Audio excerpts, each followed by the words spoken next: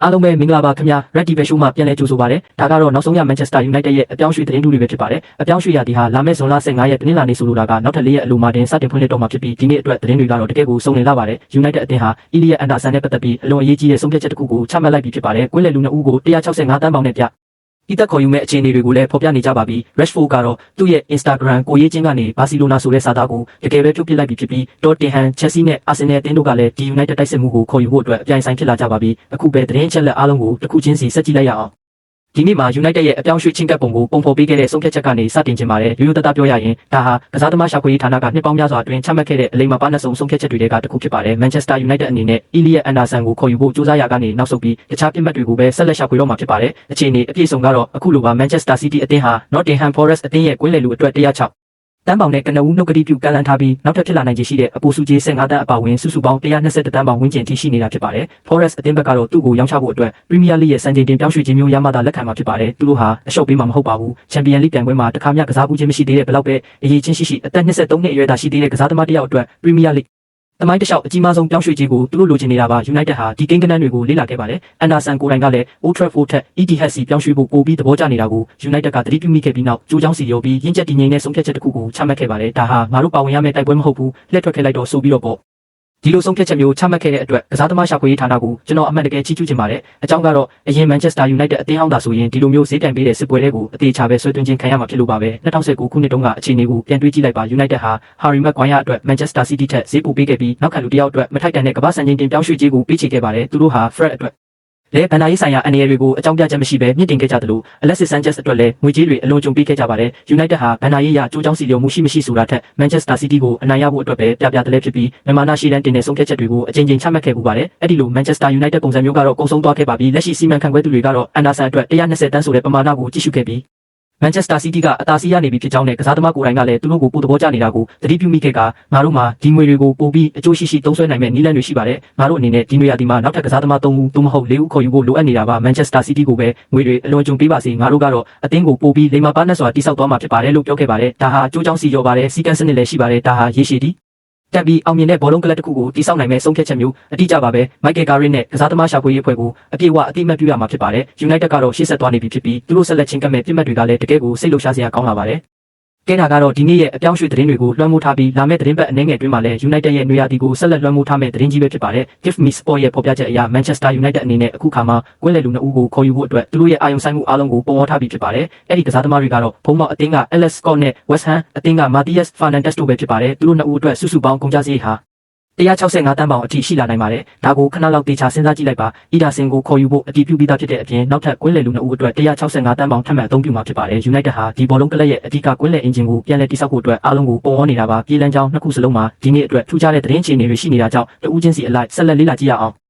ပထမဆုံးအနေနဲ့ Matthias Fernandes အကြောင်းပါ West Ham အသင်းဟာ Championship ပြိုင်ပွဲစီတန်းဆင်းသွားခဲ့ရပေမဲ့လည်းအသက်22နှစ်အရွယ် West Ham ကွင်းလယ်လူကတော့အလွန်ထူးချွန်တဲ့တဦးချင်းစွမ်းဆောင်ရည်ရာသီတစ်ခုကိုဖျက်ဆီးခဲ့သူဖြစ်ပါတယ်ပြီးခဲ့တဲ့48နာရီအတွင်းမှာတင် United နဲ့ Fernandes ရဲ့အကျိုးဆောင်တွေကြားတိုက်ရိုက်ဆက်သွယ်မှုရှိခဲ့ကြောင်း Fabrizio Romano ကအတည်ပြုပေးခဲ့ပြီးသားဖြစ်ပါတယ်ပြောင်းရွှေ့ခြင်းဆွေးနွေးမှုတွေနဲ့လစာငွေတက်မှတ်မှုတွေကိုလည်းစတင်နေပြီ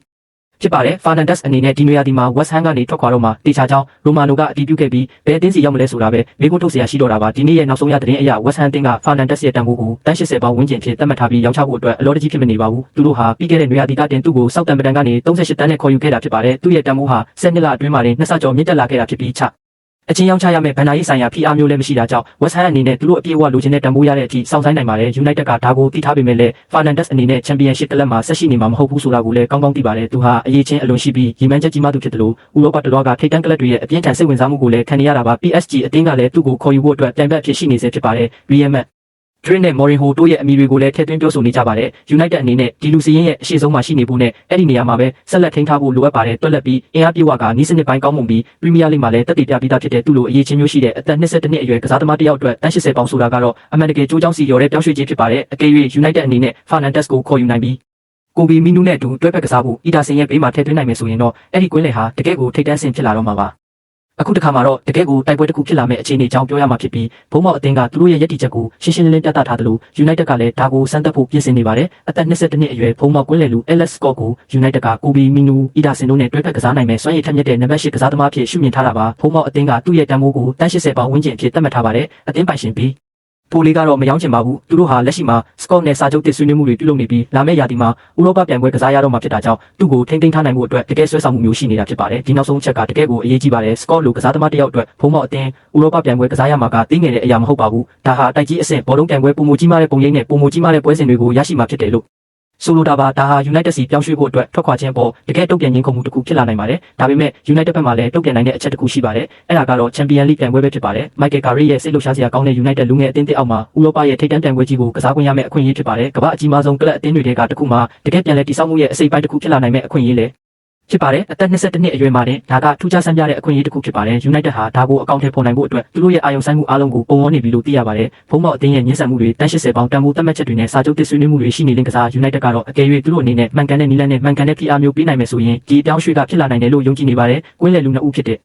Scott နဲ့ Fernandes တို့နှစ်ဦးစလုံးအတွက်အီဒါဆင်အပြင်နောက်ထပ်165တန်းပေါင်ဝန်းကျင်ကုန်ကြမှာဖြစ်ပါတယ်။ဒါဟာနွေရာသီတစ်ခုထဲမှာတင်ကွင်းလယ်အတွက်တန်း200ပေါင်ကျော်အသုံးပြုတာဖြစ်ပါတယ်။ဒါဟာအလွန်ကြီးမားတဲ့ကုန်ကျစရိတ်ဖြစ်ပေမဲ့လည်း Casemiro ထွက်ခွာသွားပြီဖြစ်တယ်လို့ဥကာတီလည်းထွက်ခွာတော့မှာဖြစ်တာကြောင့်ပြီးတော့ United အနေနဲ့ Champions League ပြိုင်ပွဲစီပြန်လည်တက်ရောက်နိုင်ခဲ့တာကြောင့်ဒီလိုအချက်ကအမှန်တကယ်ရှိနေတာဖြစ်ပြီးရီမန်းချက်ကလည်းတကယ်ကိုရှင်းလင်းလာပါတဲ့အခုတခါ Marcus Rashford အကြောင်းပါဒီနေ့မှာတော့တလုံးတပါးရများပြောဆိုခြင်းမရှိဘဲနဲ့အများကြီးတက်ရောက်မှုရှိစေတဲ့လူမှုကွန်ရက်အခိုက်အတန့်တစ်ခုကိုမြင်တွေ့ခဲ့ရပါတယ် Rashford ဟာသူ့ရဲ့ Instagram ကိုရေးချင်းကနေဘာစီလိုနာဆိုတဲ့စာသားကိုဖြုတ်ပစ်လိုက်ပြီးဖြစ်ပါတယ်လနဲ့ချီပြီးဆွေးနွေးခဲ့ပေမဲ့ဘာယာလက်မှထွက်မလာခဲ့ပဲနောက်ဘာစီလိုနာအသင်းကတန်း30ယူရိုနဲ့အပိသက်ခေါ်ယူနိုင်မဲ့စာချုပ်ပါအချက်ကိုပေးချင်မှာမဟုတ်ကြောင်းအတည်ပြုခဲ့ပြီးနောက်မှာ Rashford ဟာသူ့ရဲ့က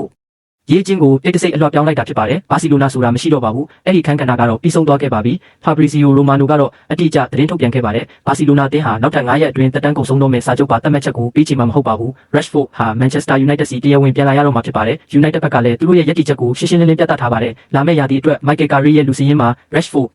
ကိုပြန်လည်ထည့်သွင်းဖို့လက်ရှိအချိန်မှာအစီအစဉ်မရှိသေးပါဘူး။ဒါကြောင့်မေကွန်းကလာမယ့်ရာသီမှာ Rashford အနေနဲ့ United အတွက်ကစားပေးမှလားဆိုတာမဟုတ်ပါဘူး။သူကစားပေးမှမဟုတ်တာကတော့အသေးချာနီးပါးပါပဲမေကွန်းကသူပဲကိုသွားမှလဲဆိုတာဖြစ်ပါတယ်။ဒီနေ့မှာတော့ Daily Mail ရဲ့ဖော်ပြချက်အရ Premier League ကလပ်3သင်းဖြစ်တဲ့ Tottenham Hotspur, Chelsea နဲ့ Arsenal အသင်းတို့ဟာသူ့ကိုခေါ်ယူဖို့အတွက်တိုင်ဆိုင်ဖို့ပြင်ဆင်နေကြပြီလို့သိရပါတယ်။တသင်းချင်းစီအလိုက်အမြန်စဉ်းစားကြည့်ရအောင်စပါးအသင်းမှာရိုဘာတိုဒီဇာဘီဟာပြီးခဲ့တဲ့ရာသီတွေမှာ18နေရာနဲ့ဆက်တိုက်ပြီးဆုံးခဲ့ရတဲ့အသင်းကိုပြန်လည်တည်ဆောက်နေတာဖြစ်ပါတယ်။ Rashford ကိုကြီးမားတဲ့တိုက်စစ်ခေါ်ယူမှုအဖြစ်ပြုလုပ်တာကကြိုးကြောင်းစီရုံမှုရှိနိုင်ပါတယ်။သူတို့အနေနဲ့အရေးချင်းနဲ့ကျဲပွင့်အဆင့်ကစားသမားမျိုးလိုအပ်နေတာပါ။ Chelsea အသင်းကတော့ Premier League မှာတက်တည်ပြပြီးသားတိုက်စစ်မှုတွေအတွက်ဈေးကွက်ထဲမှာအမြဲတမ်းရှိနေတာဖြစ်ပါတယ်။တော့ဘိုလီရဲ့အသင်းပိုင်ရှင်အဆင့်ကလည်းနာမည်ကြီးကစားသမားတွေအတွက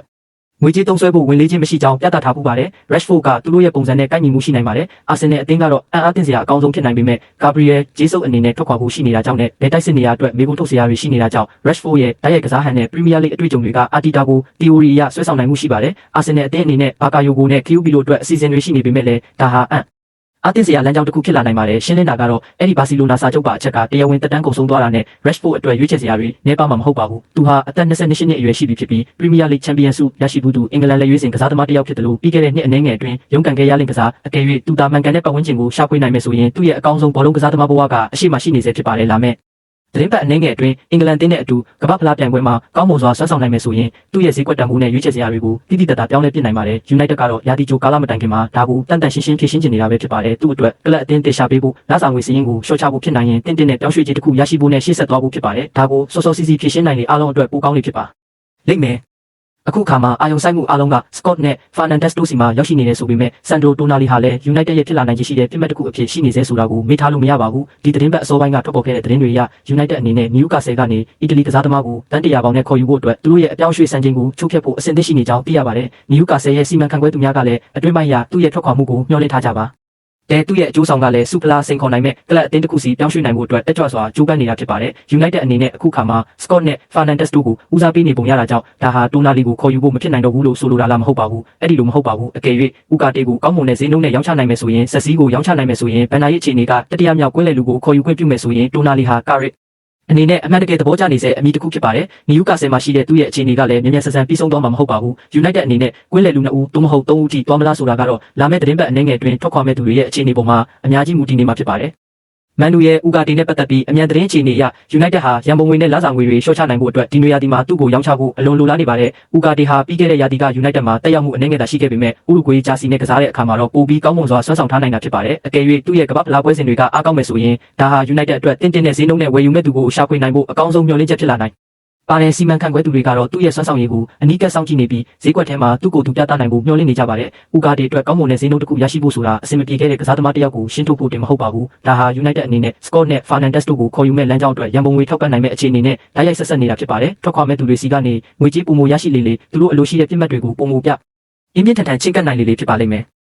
ကွင်းလယ်ပြင် United အနေနဲ့တိုက်စစ်ဈေးကွက်ကိုလည်းဆက်လက်စောင့်ကြည့်နေပါတယ်။ဒါပေမဲ့ကွင်းလယ်ကိုအရင်ဆုံးမှန်ကန်အောင်ပြုလုပ်ဖို့ကပထမဦးစားပေးဖြစ်တာကြောင့်ဒါကတော့ဒုတိယဦးစားပေးဖြစ်ရှိနေတာရှင်းလင်းပါတယ်။ Aston Villa အသင်းက Morgan Rogers ဟာ United ကတရားဝင်စိတ်ဝင်စားနေစေကစားသမားတစ်ယောက်ဖြစ်ပါတယ်။ Villa အသင်းအနေနဲ့တန်း80ဝန်းကျင်ကမ်းလှမ်းမှုတွေကိုနားထောင်လိမ့်မယ်လို့မျှော်လင့်ရပါတယ်။ဒါပေမဲ့ Scott နဲ့ Fernandes တို့နှစ်ဦးရဲ့အတွက်တင်တန်း165တန်းကုန်ကျနိုင်ခြေရှိနေတာကြောင့် Roger ကိုထပ်မံထည့်သွင်းဖို့ကတော့အမြင့်မားဆုံးရည်မှန်းချက်ရှိတဲ့ budget ကိုတောင်ပျက်စီးသွားစေနိုင်ပါတယ်ပိုပြီးဖြစ်နိုင်ခြေရှိတာကတော့ United အနေနဲ့ကွင်းလယ်ကိုအရင်ဆုံးဖြည့်ရှင်းပြီးမှသာအပြောင်းရွှေ့ရသည့်နောက်ပိုင်းမှာတိုက်စစ်ပိုင်းကိုကင်တွင်မှာဖြစ်ပါတယ်လီလီအသင်းက Matthias Fernandes ပါတို့ကမ္ဘာ့ဖလားပြိုင်ပွဲမှာပါဝင်နေတဲ့အသက်22နှစ်အရွယ် Belgian တိုက်စစ်မှုဟာလည်းတိုက်စစ်ပိုင်းအတွက်လိမ္မာပါနဲ့တဲ့ခေါ်ယူမှုတစ်ခုအဖြစ်နောက်ခံမရှိနေစေအမည်တစ်ခုဖြစ်ပါတယ်ပြီးတော့ Joshua Zirkzee ရဲ့အနာဂတ်ကလည်းတိုက်စစ်ပိုင်းအစီအစဉ်တွေပေါ်အရင်မဲ့တန်းနေစေဖြစ်ပါတယ်အကယ်၍သူသာဆက်ရှိနေမယ်ဆိုရင် United အနေနဲ့သူတို့ရဲ့တိုက်စစ်ရွေးချယ်စရာတွေအပေါ်ကျဉ်းနှံ့မှုရှိနိုင်ပါတယ်အကယ်၍သူထွက်ခွာသွားမယ်ဆိုရင်တော့အစားထိုးမဲ့သူရှာဖွေဖို့ကပိုပြီးအရေးတကြီးဖြစ်လာမှာဖြစ်ပါတယ်အပြောင်းရွှေ့ရသည့်စတင်ဖွင့်လှစ်တဲ့အချိန်ကစလို့သတင်းအခြေအနေတစ်ခုမှလက်မလွတ်ရအောင်တေချာပေါက် subscribe လုပ်ထားကြပါခင်ဗျာဒီနေ့ရဲ့သတင်းတင်ဆက်မှာခုကိုသဘောကျတယ်ဆိုရင် like ခလုတ်ကိုနှိပ်ပေးခဲ့ပါဦးဒါဟာဒီ channel အတွက်အများကြီးအထိပ္ပယ်ရှိပါတယ်ပြီးတော့တင်းရဲ့ထင်မြင်ချက်တွေကိုလည်းမှတ်ချက်မှာရေးပေးခဲ့ပါ United အနေနဲ့ Scott နဲ့ Fernandes တို့ကိုအပိသက်ခေါ်ယူနိုင်မယ်လို့တင်ထောက်ခံပါသလား Anderson စီကနေလှည့်ထွက်ခဲ့တာကလိမ္မာပါနှမှုရှိရလားပြီးတော့ Rashford ကဘယ်ကိုရောက်သွားမယ်လို့တင်ထင်ပါသလဲနောက်ထပ်သတင်းတွေအတွက်မနေ့ပြန်မှာပြန်လည်ဆုံတွေ့ကြမှာဖြစ်ပြီးတကယ်ကိုစစ်လှုပ်ရှားစရာကောင်းတော့မဲ့အပြောင်းအရွှေ့တရားဒီရဲ့အဖွင့်နေ့တနင်္လာနေ့မှာလည်းပြန်လည်ဆုံတွေ့ကြပါမယ်အဲ့ဒီအချိန်ကြာမှပြန်တွေ့ကြရအောင်နာလား